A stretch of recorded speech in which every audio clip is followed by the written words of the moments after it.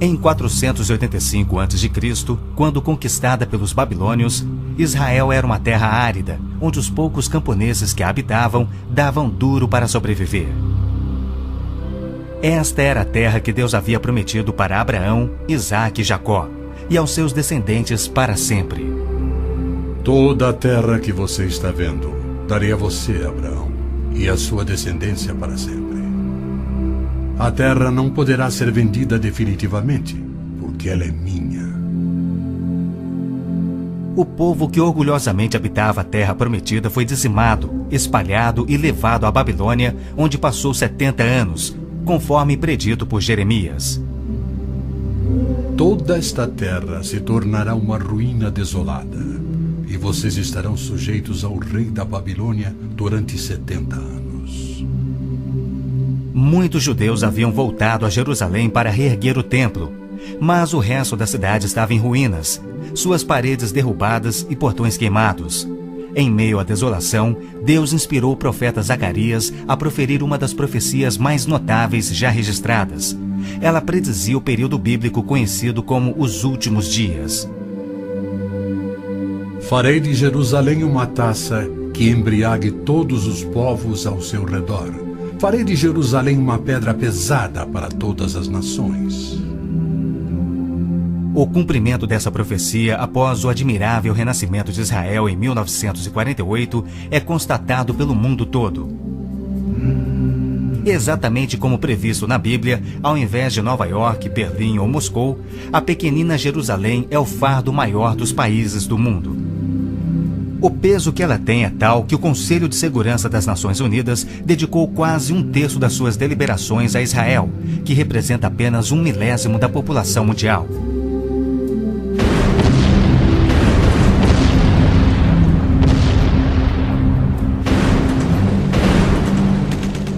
Jerusalém não seria o problema número 1 das Nações Unidas se a nação de Israel fosse facilmente intimidada, mas os seus militares são os melhores do mundo. Naquele dia farei que os líderes de Judá sejam semelhantes a um braseiro. Eles consumirão todos os povos ao redor. O Senhor protegerá os que vivem em Jerusalém.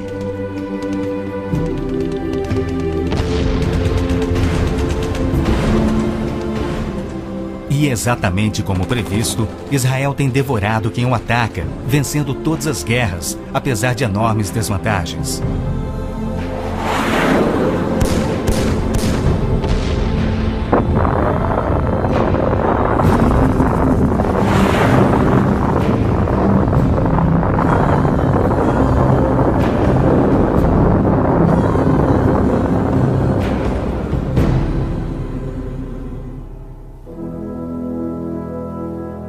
O anjo Gabriel revelou a Daniel que Jerusalém seria reconstruída e que após 483 anos viria o Messias.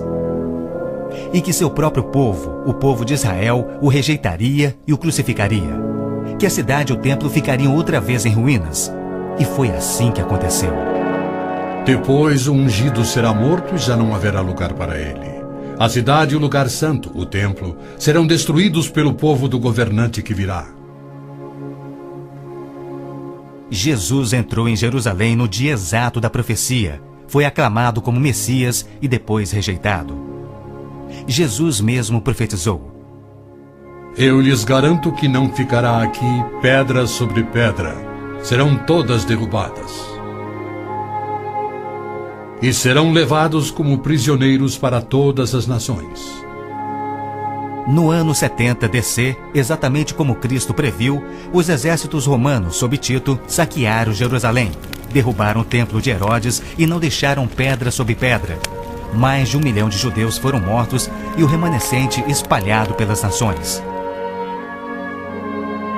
Vocês serão desarraigados da terra em que estão entrando para dela tomar posse. Então o Senhor os espalhará pelas nações, de um lado ao outro da terra. Os profetas de Israel também previram o antissemitismo, que perseguiria os judeus por toda parte. Vocês serão motivo de horror e objeto de zombaria e de riso para todas as nações. Espalhados entre as nações, os judeus têm sido odiados, perseguidos e mortos como nenhum outro povo, enquanto a estéril terra de Israel permaneceu de luto. Após sua visita em 1867, o escritor Mark Twain escreveu: Belém, a terra em que os anjos cantaram não é habitada por criatura alguma. A Palestina se recobre de pano de saco e cinzas, desolada e sem beleza. Em outra de suas profecias admiráveis, Jesus declarou: Jerusalém será pisada pelos gentios, até que os tempos deles se cumpram. Jerusalém foi disputada por todos os grandes povos da história. Babilônios a dominaram, depois os medo-persas. Alexandre o Grande tomou a Palestina para os gregos em cerca de 300 a.C. Depois foram os egípcios, seguidos pelos assírios e então os romanos. Invasores islâmicos se apoderaram dela, mas foram depostos nas cruzadas. Mais tarde, os mamelucos islâmicos do Egito a tomaram. Depois, os turcos otomanos reinaram por 4 séculos. E ao longo destes séculos, os judeus ali viveram e sofreram. O pleno cumprimento das profecias bíblicas sobre Israel, Jerusalém e os judeus é a prova incontestável da existência de Deus e da veracidade bíblica. Muitos pensam que as cruzadas católicas libertaram a Terra Santa para os judeus, quando, na verdade, massacraram os judeus e tomaram a terra para a Igreja Católica. O Papa Urbano II, que organizou a primeira cruzada, desafiou seus seguidores a seguirem a estrada para o Santo Sepulcro, tomando a terra daquela raça malvada e sujeitando-a ao seu domínio. Hordas de voluntários, ostentando a bandeira da cruz, massacraram os judeus, a linhagem terrena de Cristo. Isso por todo o trajeto a Jerusalém. O líder da cruzada, Godofredo de Bouillon, jurou que se vingaria pelo sangue de Cristo, matando até o último dos judeus. Ao tomarem a cidade de Davi, seus homens perseguiram os judeus até a sinagoga e atearam fogo nela. Os papas subsequentes trataram os judeus como leprosos sem qualquer direito. Entre estes, Pio VII, Leão XII, Pio VIII e Gregório XVI.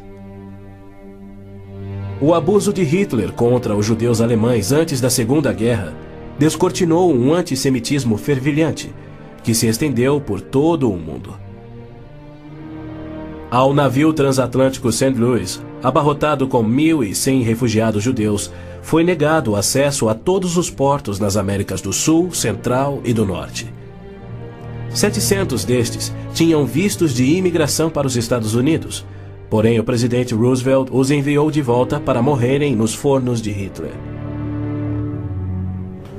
Até mesmo a Suíça rejeitou os judeus, devolvendo-os aos seus assassinos, e serviu como banqueira de Hitler, guardando para os nazistas bilhões de dólares em ouro e dinheiro roubado das vítimas judias. No final da Segunda Guerra, a promessa de Deus de retornar o seu povo à Terra Prometida parecia mais absurdamente ilógica do que nunca. 6 milhões de judeus perderam a vida no Holocausto de Hitler, um fato que muitos continuam a negar. Embora Adolf Eichmann relatou, enquanto prisioneiro, que o massacre dos judeus foi o maior de todos os crimes, a maior dança funesta da história da humanidade.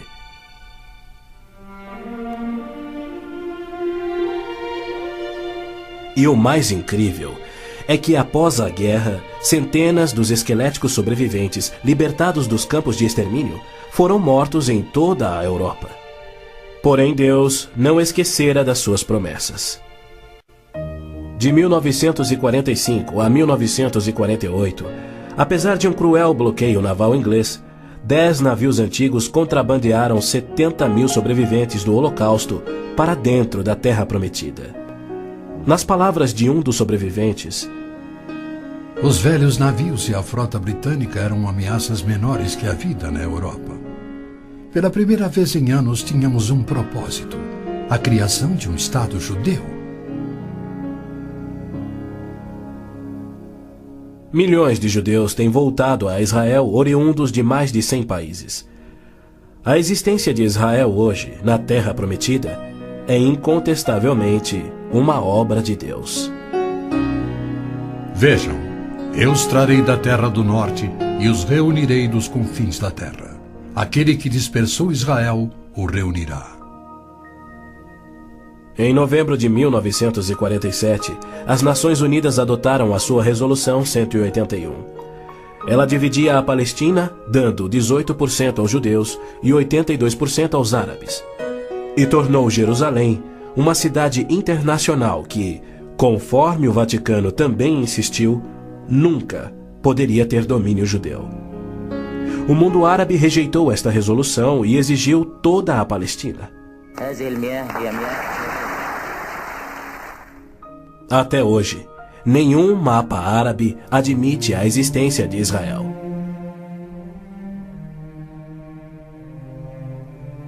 Em 14 de maio de 1948, Israel declarou sua independência.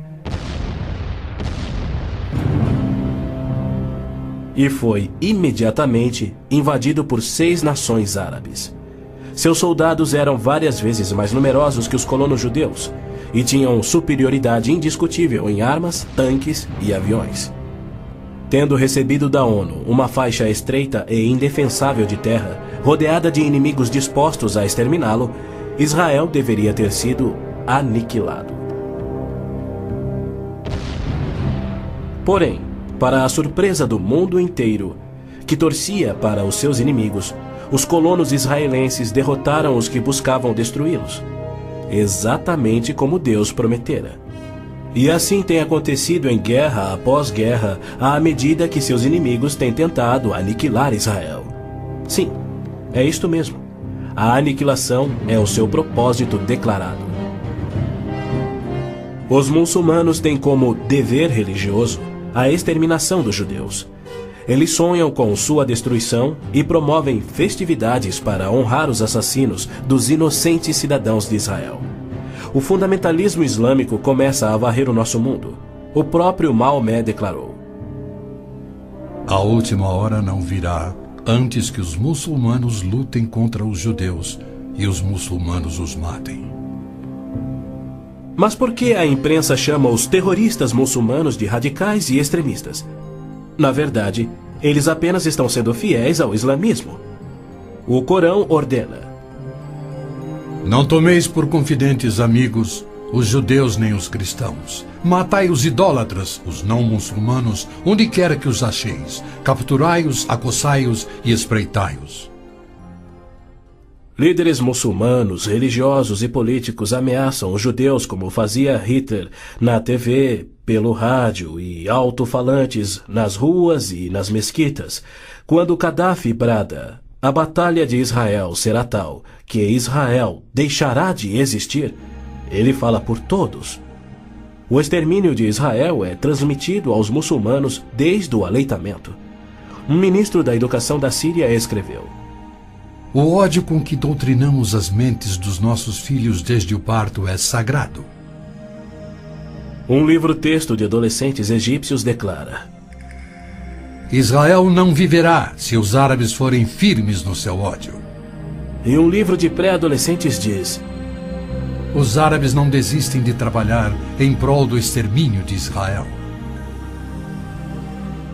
É uma loucura Israel tentar firmar acordos de paz com inimigos como estes, mas a pressão mundial o obriga a isto. Na Guerra de Yom Kippur de 1973, milhares de tanques atravessaram simultaneamente o Sinai, oriundos do Egito, e descendo o Golã a partir da Síria num ataque surpresa cuidadosamente orquestrado. As forças militares de Israel estavam todas de licença, celebrando a mais sagrada de suas festas religiosas, levando, portanto, 3 dias para que se mobilizassem. 300 mil israelenses enfrentaram 1,2 milhões de árabes. Escapando por um fio da derrota, Israel sofreu pesadas baixas. Mas, em cumprimento incontestável da admirável profecia de Zacarias, de que as tropas judias seriam como fogo que consumiria as nações vizinhas, Israel expulsou os seus inimigos. Em retaliação por ter se defendido, 61 nações romperam relações diplomáticas com Israel, enquanto nenhuma nação repreendeu os árabes por seu ataque surpresa. Este tenso e custoso estado de alerta de Israel tem sido manipulado de modo a acusá-lo de perpetrador de violência infundada contra vizinhos amantes da paz. O antissemitismo é uma força motriz da mídia mundial, que é muito influenciada pelo dinheiro do petróleo. Não se veicula nenhuma crítica aos árabes e suas repetidas ameaças de extinção de Israel.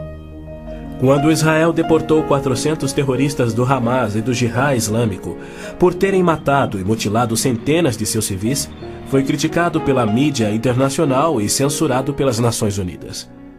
Mas quando o Kuwait deportou 300 mil palestinos, em sua maioria civis inocentes, a mídia fez pouco caso e as Nações Unidas ignoraram o fato. As Nações Unidas são flagrantemente pró-árabes e contra Israel. As chamadas Forças de Paz das Nações Unidas no Líbano abrigaram terroristas da OLP, ofereceram suas instalações para treinar terroristas, forneceram equipamento militar e auxiliaram as equipes de terroristas a caminho de atacarem Israel. Quando Israel se viu pressionado a ponto de invadir o sul do Líbano para expulsar a OLP, descobriu na área das Nações Unidas estoques suficientes de armamentos para sustentarem uma invasão de 1 milhão de homens. E a maioria, incrivelmente, era avançada demais para ser operada pela OLP e era obviamente destinada a uma invasão soviética. A ONU já condenou Israel mais de 370 vezes por ter se defendido, porém nunca condenou os terroristas ou os seus agressores. 2 anos após a Olimpíada de Munique, em que a OLP assassinou 11 atletas israelenses, Arafat, o seu líder, foi convidado para falar na Assembleia Geral da ONU. E foi recebido como herói, embora clamasse pela extinção de Israel. O então secretário-geral da ONU, Boutros Ghali, declarou: Os judeus devem abrir mão de sua condição de nação e do Estado de Israel para serem assimilados como uma comunidade do mundo árabe. O Domo da Rocha, no cume do Monte Moriá, está situado no coração de Jerusalém. Esta edificação de 141 mil metros quadrados inspira paixões tão explosivas que pode ser o estopim da Terceira Guerra Mundial a qualquer instante.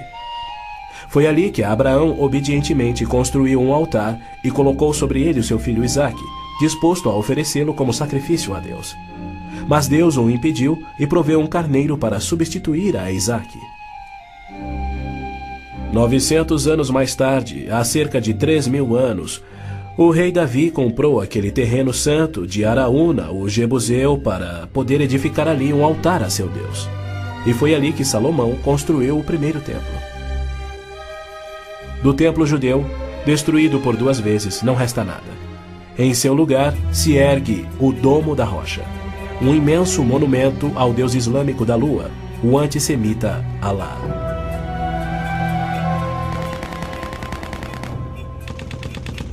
Em 1967, quando Israel capturou o leste de Jerusalém e junto com ele o Monte do Templo, isto parecia contradizer a profecia de Cristo de que Jerusalém seria pisoteada pelos gentios até a sua vinda.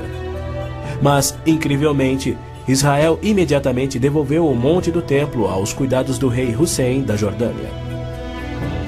Este, por sua vez, o confiou a Yasser Arafat e a sua OLP em 1994.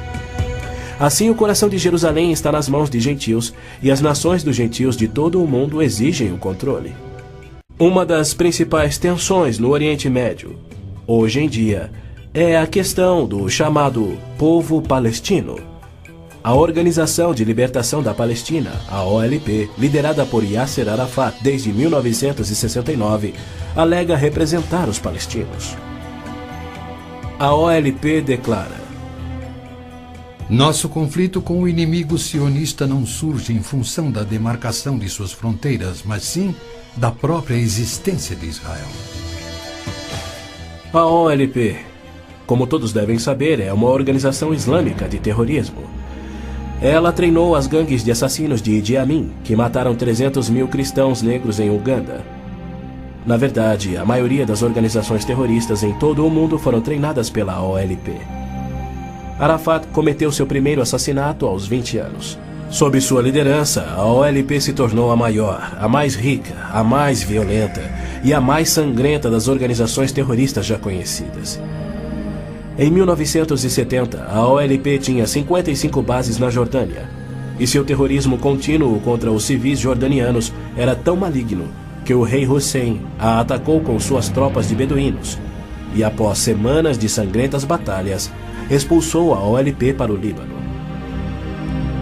Ali, a OLP aniquilou as cidades cristãs de Damour, Beit Malá, Tal Abbas e outras. A mídia fez vistas grossas ao seu reinado de terror no Líbano. A imprensa internacional foi ameaçada e se manteve em silêncio. Os que ousaram divulgar a verdade tiveram mortes brutais. Larry Buckman e Sean Turan, da TV ABC, Mark Trion, da rádio belga Livre, Robert Pfeffer, da revista Der Spiegel, e outros. Cerca de 300 mil civis libaneses foram mortos e mais de 100 mil das jovens sobreviventes foram engravidadas por estupros da OLP antes que Israel a expulsasse. Porém, novamente, Israel foi censurado. Ladies and gentlemen, Mr. Arafat, Chairman of the Executive Council of the Palestine Liberation Organization, His Excellency Yitzhak Rabin, Prime Minister of Israel, the President of the United States. Quaisquer tratados de paz com a OLP têm como propósito único enganar Israel. O modelo que os muçulmanos seguem hoje foi dado por Maomé. Em 628, ele firmou um tratado de paz de 10 anos com sua tribo Quraysh, em Meca. 2 anos mais tarde, ele atacou Meca, matando os homens e escravizando as mulheres e crianças. Arafat declarou publicamente: Em nome de Alá, eu não considero o acordo de paz entre a OLP e Israel mais do que o acordo assinado entre nosso profeta Maomé e a tribo Quraysh. A paz para nós implica na destruição de Israel. O primeiro passo é fingir a paz para ganhar territórios dentro de Israel, de onde possa lançar sua destruição final. Por incrível que pareça, Arafat e seus assassinos da OLP têm sido eximidos e celebrizados pela mídia mundial. Este criminoso, impiedoso e sadista recebeu um prêmio Nobel da Paz e é honrado como campeão da justiça em prol do oprimido povo palestino. Palestinos? Nunca houve palestino, seja povo, nação, língua, cultura, religião ou economia. As alegações de serem descendentes de um povo palestino que supostamente habitou uma terra chamada Palestina por milhares de anos não passa de uma mentira intencional. A terra era chamada Canaã e era habitada por cananeus. E o que fora Canaã tornou-se a terra de Israel quando Deus a entregou ao seu povo. Porém, uma história revisada que oculta a verdade é promovida nas melhores enciclopédias e livros, incluindo publicações cristãs. Aqueles que hoje se denominam palestinos são árabes, por berço, língua, religião islâmica e cultura. A origem do termo Palestina provém dos filisteus, os arqui-inimigos do antigo Israel. Em 130 d.C., os romanos reconstruíram Jerusalém como uma cidade pagã, tendo um templo de Júpiter no lugar do templo judeu. Provocados à rebelião, 500 mil de judeus foram mortos e milhares escravizados. Os romanos, irados, renomearam a terra de Israel, batizando-a de Síria-Palestina. Assim surgiu o termo palestino. Dali em diante, os judeus que ali viviam foram chamados de palestinos. Na Segunda Guerra, o exército britânico tinha uma brigada palestina composta por voluntários judeus. A Orquestra Sinfônica da Palestina era de judeus, assim como o Palestine Post era um jornal de judeus. Em 1948, árabes fugidos de Israel começaram a alegar que eles eram os verdadeiros palestinos e que a terra de Israel sempre lhes pertencera. E a mídia mundial promove essa mentira. Mas a verdade é que em 1948 os árabes ocupavam meros 3% da Palestina. enquanto que a posse de Israel data de 4.000 anos de quando Abraão adquiriu a caverna Macpela em Hebrom. Ali Abraão sepultou sua esposa Sara, e ali estão enterrados Abraão, Isaque, Rebeca, Jacó e Lia. Em Hebrom, Davi foi coroado rei. É um lugar sagrado para os judeus e não tem nada a ver com os árabes ou com o Islã. E ainda assim os muçulmanos ignoram a presença contínua dos judeus por 3.000 anos e dizem que Hebrom é sua. Construíram uma mesquita e estão determinados a expulsar todos os residentes judeus. Há meio século, o mundo convive com o problema de centenas de milhares dos autodenominados refugiados palestinos da guerra pela independência em 1948. Em mais uma mentira típica, a mídia internacional acusa os judeus de impiedosamente desalojarem a população nativa. Mas, na verdade, foi o alto comando árabe que os instruiu por rádio a deixar rapidamente a Palestina enquanto eles massacrariam os judeus. Uns 350.000 fugiram. Muitos ficaram. Os que ficaram hoje são cidadãos israelenses e atualmente compõem uns 16% do eleitorado de Israel. A Jordânia anexou o território palestino designado pela ONU, expeliu todos os judeus, destruiu as sinagogas judaicas e renomeou de margem ocidental as terras conhecidas por Judeia e Samaria desde os tempos bíblicos. Apesar dos milhões de dólares em jazidas de petróleo e uma área terrestre 700 vezes maior do que a de Israel, as nações árabes se recusam a aceitar quaisquer refugiados de 48 e a dar-lhes vida normal. Somando milhões devido à sua alta taxa de natalidade, hoje eles são restritos a vergonhosos acampamentos de refugiados em Gaza, Jordânia, Líbano, Síria e na margem ocidental. Estes infelizes são mantidos assim para que seu infortúnio seja exibido como propaganda. Por outro lado, o recém-formado Estado de Israel, cuja população somava 600.000, absorveu rapidamente 820.000 refugiados judeus que fugiam das terras árabes, onde por 13 séculos, desde o advento do islamismo, eram sujeitados a surras e cusparadas nas ruas e mercados. Centenas foram brutalizados ou mortos pelos muçulmanos em surtos imprevisíveis de violência e tiveram suas posses confiscadas. O renascer de Israel propiciou um refúgio acolhedor para o qual fugiram. Israel já assimilou milhões de imigrantes. Mais de 1 milhão de refugiados ficaram sob o domínio de Israel nos acampamentos em 1967, na Guerra dos 6 Dias. Israel lhes oferece terras estatais, eletricidade, água, esgoto, pavimentação e escolas, e já construiu 9 complexos residenciais para abrigar 10.000 famílias. As nações árabes, incrivelmente, se opõem ao auxílio que Israel oferece aos seus refugiados. Ainda mais incrível é que as Nações Unidas adotam anualmente as seguintes surpreendentes resoluções. A Assembleia Geral exige que Israel desista da reintegração dos palestinos na faixa de Gaza. A Assembleia Geral conclama novamente a Israel para que se retraia de quaisquer ações destinadas à reintegração dos refugiados palestinos na margem ocidental. Se formos analisar a história, Jerusalém sempre foi a capital de Israel e seus reis. Hoje em dia, cedia ao seu parlamento. Porém, embaixadas estrangeiras se situam em outros pontos. Segundo o ministro das Relações Exteriores do Vaticano, em visita a Israel em 98, a presença de Israel no lado oriental de Jerusalém constituía uma ocupação ilegal. Em março de 1999, Israel foi advertido que a União Europeia não reconhecia a sua soberania sobre Jerusalém. Numa bula papal do Jubileu de 2000, o Papa João Paulo II rejeitou novamente a soberania israelense sobre Jerusalém. Em fevereiro de 2000, o Vaticano assinou um acordo com a OLP no qual se pedia garantias internacionais de que Jerusalém fosse mantida sob controle internacional. Os maiores inimigos de Israel são o Islã e o catolicismo romano. João Paulo II tem calorosamente recebido o fascínora Yasser Arafat diversas vezes, até mesmo quando estava no auge de sua carreira como um dos assassinos e criminosos mais notórios do mundo. É claro que João Paulo II tem piamente condenado o antissemitismo, como lhe cabe fazer.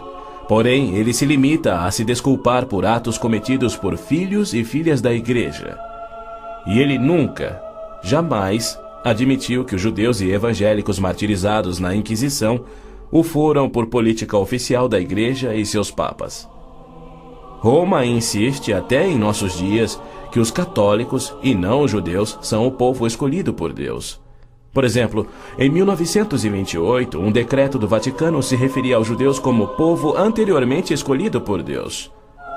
Em 1965, o Segundo Concílio do Vaticano declarou: a Igreja constitui o novo povo de Deus. A Roma Católica se denomina a Cidade Santa, a Cidade de Deus, a Cidade Eterna, títulos que Deus deu a Jerusalém. O interessante é que, ao invés de repreender Arafat por sua paixão por aniquilar Israel e suas crenças islâmicas anticristãs, o Papa aceitou seu convite para estar com ele em Jerusalém, celebrando a quem chamou de o nosso Jesus Cristo, entre aspas. Nosso Jesus Cristo? Segundo Arafat, Jesus foi um palestino que lutava contra Israel por sua liberdade, e o Papa apenas sorriu e o abençoou.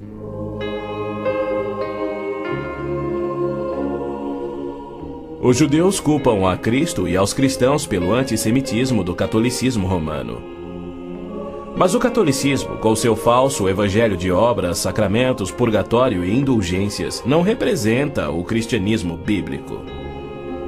Nenhum cristão verdadeiro poderia ser antissemita. Jesus foi um judeu. Inclusive, a Igreja Católica matou muito mais evangélicos do que judeus.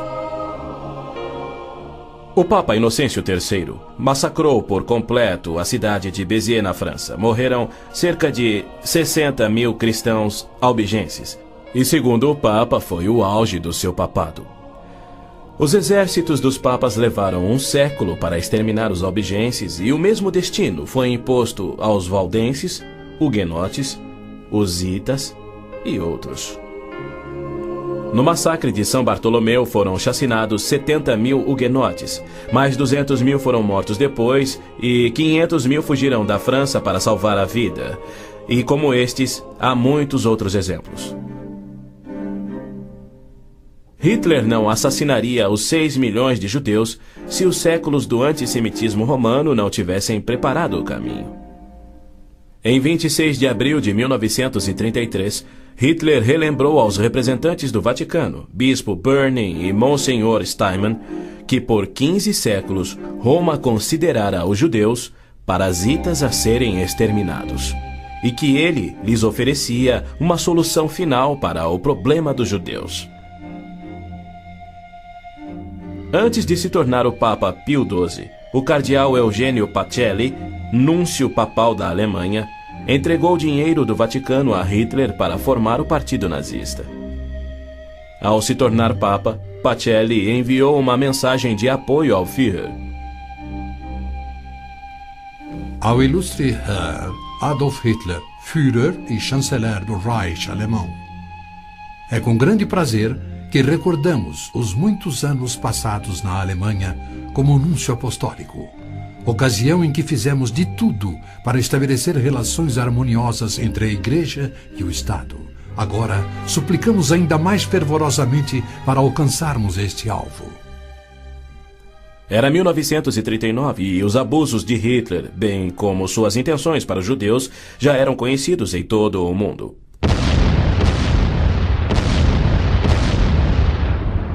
Foi em janeiro daquele ano que Hitler declarou que a guerra resultaria na, abre aspas, exterminação da raça judaica, fecha aspas. Die Völker noch einmal in einen Weltkrieg zu stürzen, dann wird das Ergebnis nicht der Sieg des Judentums sein, sondern die Vernichtung der jüdischen Rasse in Europa. Após 4 anos, em 22 de junho de 1943, enquanto pairava a fumaça de judeus incinerados nos céus da Europa, o Papa Pio XII, em contraposição à promessa de Deus, escreveu ao presidente Roosevelt tentando dissuadi-lo de tornar a Palestina em terra judia. Não existe precedente histórico para justificar o regresso de um povo a uma terra deixada 19 séculos antes. Se os hebreus desejam um lar, não seria muito difícil encontrar um território que lhes sirva melhor que a Palestina. Com o aumento da população judaica naquela região, graves novos problemas surgiriam. Sem precedente histórico, Deus o havia prometido. Pio XII nunca condenou o Holocausto em público. Tampouco buscou dissuadir Hitler do seu intento de aniquilar os judeus. Porém, ele se manifestou, de forma bem enfática, contra o regresso dos judeus à terra de Israel, que Deus lhes dera como herança eterna. Do mesmo modo, Pio X declarou em 1904: Não podemos reconhecer os judeus como povo. Em 1919, o cardeal Pietro Gasparri, secretário de Estado do Vaticano, escreveu: O perigo que mais nos amedronta é o da criação de um Estado judaico na Palestina. E quanto ao Islã, esta religião de violência tem sempre forçado conversões pela espada. Após a morte de Maomé, a maioria dos árabes abandonou o Islã, dando origem às famosas guerras da apostasia. Abu Bakr, o primeiro califa a suceder Maomé, matou dezenas de milhares de ex-muçulmanos buscando reimplantar o Islã. Até o início do século VIII, os ferozes guerreiros do Islã haviam tomado a maioria do Oriente Médio, muito da África e haviam quase conquistado a Europa. A violenta natureza do Islã é vista ainda hoje em multidões bradando "Allah é grande" e infligindo terror e morte sobre os não-muçulmanos. O Islã está por trás da maior parte do terrorismo no mundo. Hoje em dia, multidões muçulmanas periodicamente massacram milhares de cristãos, queimando e saqueando as suas terras.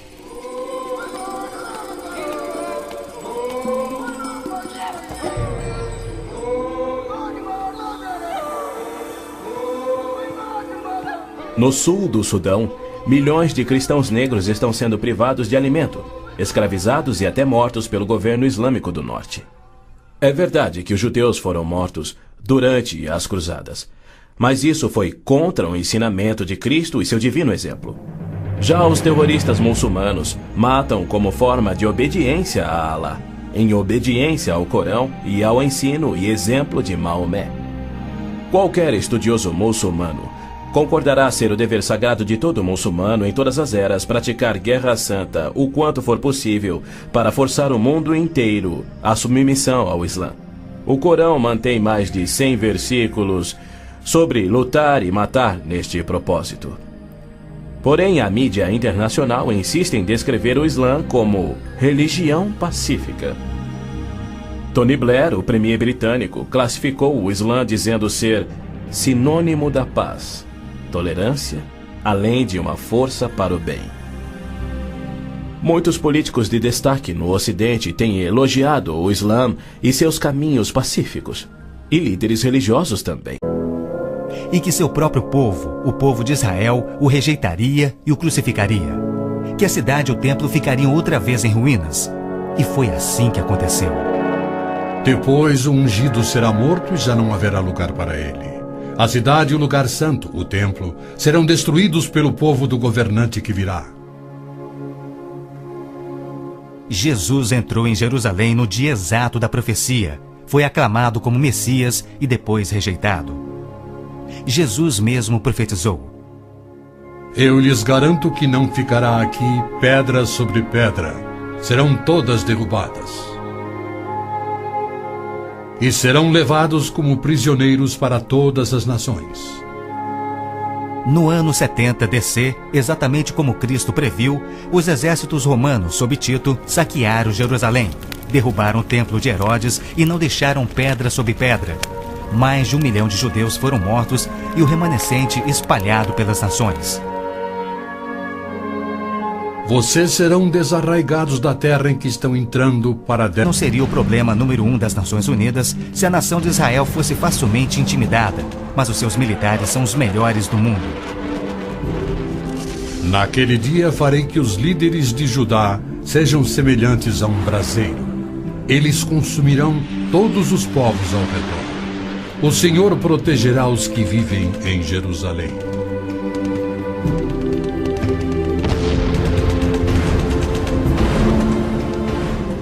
E exatamente como previsto, Israel tem devorado quem o ataca, vencendo todas as guerras, apesar de enormes desvantagens.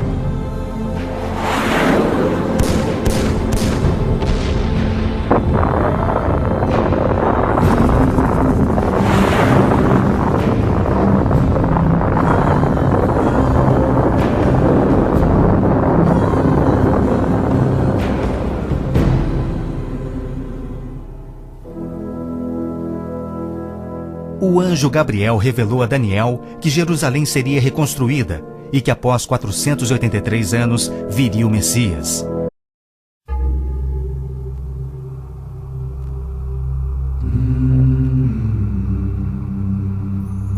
Em 485 a.C., quando conquistada pelos babilônios, Israel era uma terra árida, onde os poucos camponeses que a habitavam davam duro para sobreviver. Esta era a terra que Deus havia prometido para Abraão, Isaque e Jacó, e aos seus descendentes para sempre. Toda a terra que você está vendo, darei a você, Abraão, e a sua descendência para sempre. A terra não poderá ser vendida definitivamente, porque ela é minha. O povo que orgulhosamente habitava a terra prometida foi dizimado, espalhado e levado à Babilônia, onde passou 70 anos, conforme predito por Jeremias. Toda esta terra se tornará uma ruína desolada, e vocês estarão sujeitos ao rei da Babilônia durante 70 anos. Muitos judeus haviam voltado a Jerusalém para reerguer o templo, mas o resto da cidade estava em ruínas, suas paredes derrubadas e portões queimados.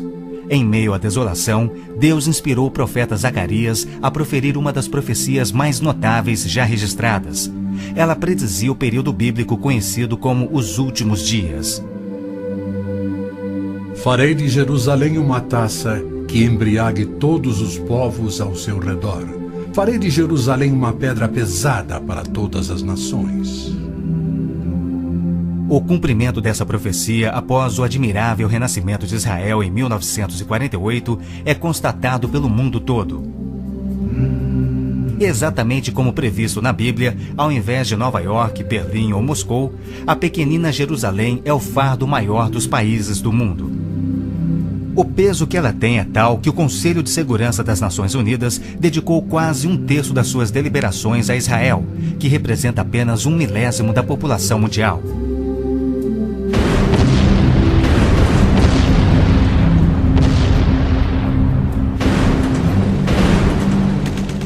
Jerusalém Ela tomar posse. Então o Senhor os espalhará pelas nações, de um lado ao outro da terra. Os profetas de Israel também previram o antissemitismo, que perseguiria os judeus por toda parte. Vocês serão motivo de horror e objeto de zombaria e de riso para todas as nações. Espalhados entre as nações, os judeus têm sido odiados, perseguidos e mortos como nenhum outro povo, enquanto a estéril terra de Israel permaneceu de luto. Após sua visita em 1867, o escritor Mark Twain escreveu: Belém, a terra em que os anjos cantaram não é habitada por criatura alguma. A Palestina se recobre de pano de saco e cinzas, desolada e sem beleza. Em outra de suas profecias admiráveis, Jesus declarou: Jerusalém será pisada pelos gentios, até que os tempos deles se cumpram.